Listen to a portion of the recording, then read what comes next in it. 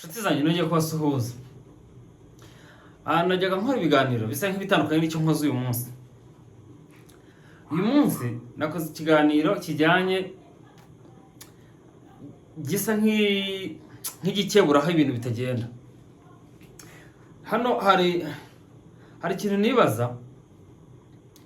Nabonye ikiganiro ubundi sinajyaga nkunda politike, najyaga mbireba nkabirebera kure, ariko uyu munsi numvise hari ikintu nshaka kubivugaho n'amavanmutima menshi.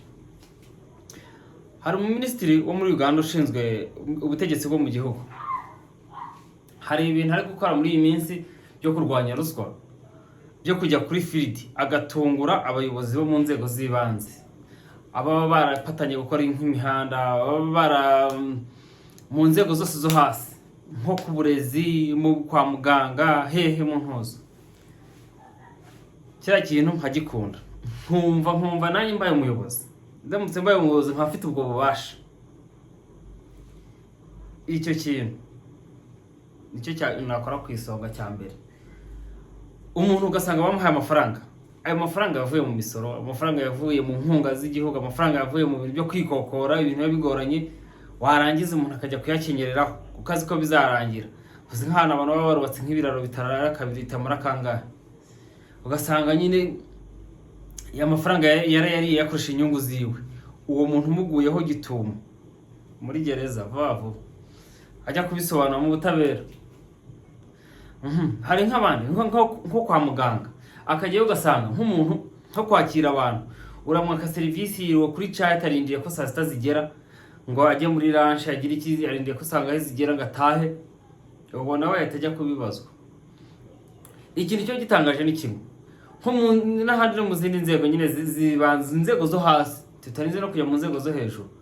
Ujya kwaka serivisi ukirirwayo, ugasanga umuntu niyo hari ntashaka kwita hari muri telefone, ari mu biki byose. Ibyo nabyo nahita byaba ari ikibazo, nahita nkohereza nyine aho ugomba kujya. Kara kantu nagakunze, ndashaka kumubereka mukareba, nubwo biri muranyi mbabara mu rurimi rw'icyongereza, ariko ubutaha naza gukoraho ngiye nasobanura. Ariko urebe nimba ari ikintu gishimishije. Iyo umuntu nguko tubare, hari nk'umuntu bahereza amafaranga yo kubaka ikiraro, agatagerageza uburyo ashyiraho ibiti cyangwa agashyiraho intoza, amafaranga akabaragiye, bakamuha amafaranga yo kubakira abantu. Yarangiza akagenda kubaka akazu kameze nk'ikiraro, akazu ushobora gukoraho uhagaze hasi, ugasanga nta kintu kimwe kandi amafaranga yarasohotse. Bakaguha nk'amafaranga yo kubaka inzu wenda tubare y'amabati 40, ugasanga yubatse inzu y'amabati 12, 18, 15, inzu itakwiramo n'abantu babiri. Amafaranga yandi wayaryora, wayaruka kabisa. Giye mbishinzwe nabigira, kandi no kuri iki gikorwa ni gikorwa cyiza. Abantu bose barabyishimiye rwose, ubona ko n'abaturage barabyishimiye, kubera ko mu by'ukuri abaturage baba babibona ibintu bitagenda, barabireba, nubwo nyine banga ibintu cyo kwiteranya kubivuga ngo ejo batazasigara bamuriho. Ariko umwijeje umutekano wiwe, ukabazi yuko ari bubivuge ejo ntagire umuhana, ahantu amafaranga ajye barahabona. Ibintu abaturage nk'abantu baba bari kuri field, ibintu byose biba babireba, byose baba babibona, bazana amafaranga yagiye, yanga kubivuga ngo atiteranya, ariko hari uburyo yizeyemo umutekano wiwe, yajya gutungira agatoki kuko baba babibona byose. Ariko biba bibabaje kuba umuntu aba yicaye ategereje ko umushahara w'ukwezi upfa, aba yicaye azi ko akazi ariko kamutunze, kamuhemba, kubera ko yasabye akazi ko gutanga serivisi ku baturage, gutanga serivisi nziza, yarangiza izo serivisi agahita ziprofita, akazigira business ziwe. Biba bibabaje kabisa. Biba bikwiye nyine nk'iki gikorwa cy'ubuminisitiri, biba bikwiye kabisa. Kambereka izi video, ariko ubutangiye kujya mfata ka video ngerageze kugasobanura ku buryo n'umuntu wenda atabyumva abasha kubyumva. Kamanze mbereke video murebe. Biba bibabaje kabisa ku buryo umuntu ajya kuri uburyo ntanashyiremo kugerageza. Umuntu akajya mu mubare wenda ngo tubare ni ishuri cyangwa no umuntu leta yarakubakiye, ariko ugasanga mu by'ukuri amafaranga yarasohotse muri leta ariko yaranyereye yose, bakakubakira akantu kazaga umunsi umwe bitazamara iminsi 2. Birababaje cyane. Nabibonye mbona singomba kubyihangana, ngomba kubivuga kabisa. Members of Parliament, did you get time and come here to check on your people? Have you seen this? You have children. Can your children come and see that? We are sorry and These girls, they get infection all the time. And the man comfortably says they condemned when it is wet, implying they are using it. Who supervised this project? The district engineer. And the chairman of the district is aware of this? The former chairman. And the engineer is the same engineer. And he's still at work. After spending 100 million of this. On this. This is a toilet or sub-county headquarters? Awizuru. Awizuru sub-county. Awizuru sub-county.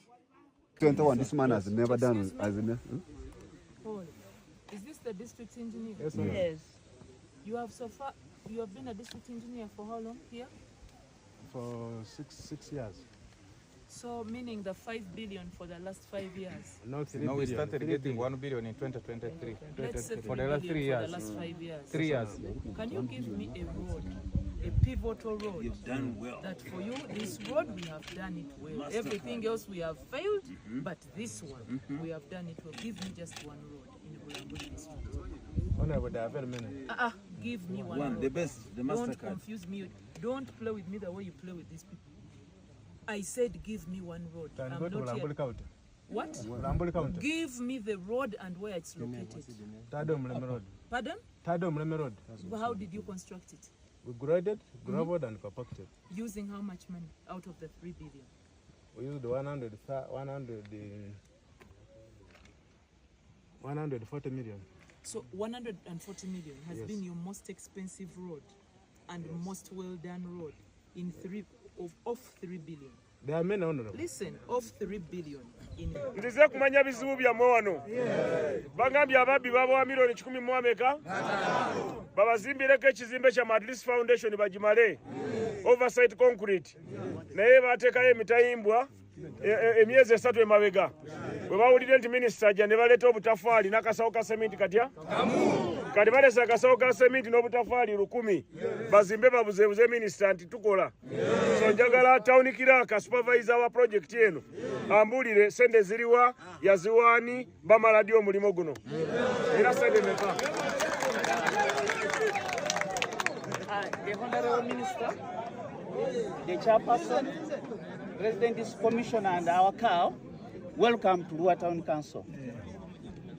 Lua Town Council came into existence in 2017 and our performing figures have been 8 million by the time we came here. So we had no land in Lua Town Council, and therefore when we are given transitional grant, we had first of all to acquire the land, we had to remove the taxes. VAT alone had to take 16,200,000. You acquired land at how much? How much was the land? Let me begin with the planning figures. 15 million for monitoring and retooling.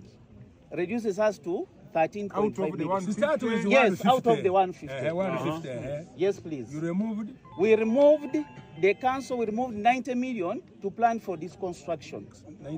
90? Yes, please. For making a plan? For construction, the whole structure. The plan is on the monitoring and retooling.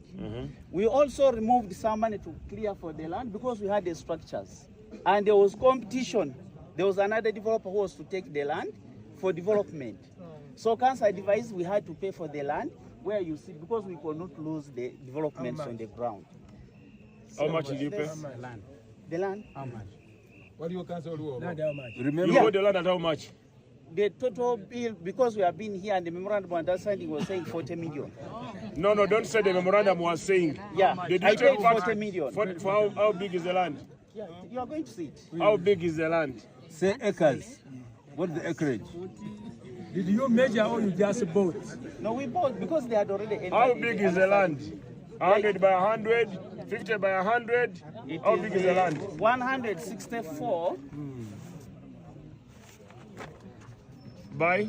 Let me read, Honorable. The land is 117 feet by 106 by 95 by 61. That Now is the that land. is 100 by 96 By 106 So by your 61. land is less than an acre. It's about 40 decimal.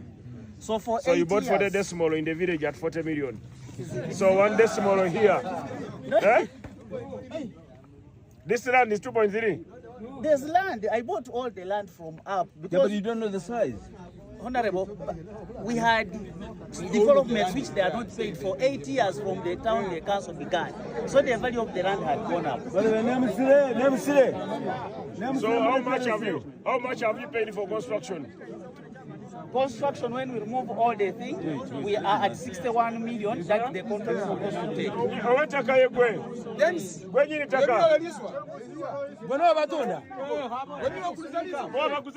No, I'm the chairman NRM Mulwatauni Council. What's the issue?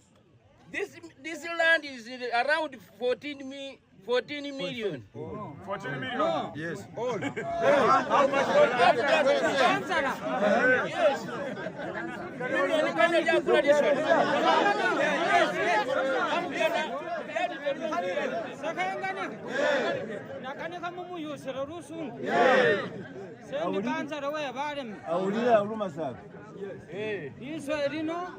Lisoko likula milioni 12. 12 million. So, Milioni 12. now DPC. Kirako bomu kibola iri nini yasa solko milioni 4. Mwitsara ma milioni 8 esikirako.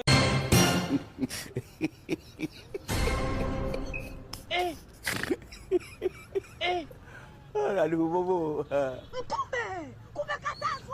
Wajepa vitu hivi. Mama yangu. Game over. Down.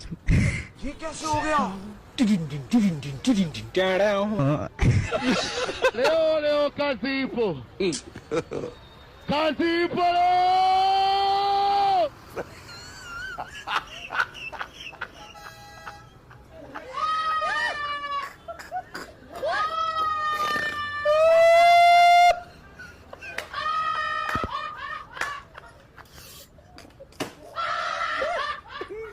Viewers, apologize.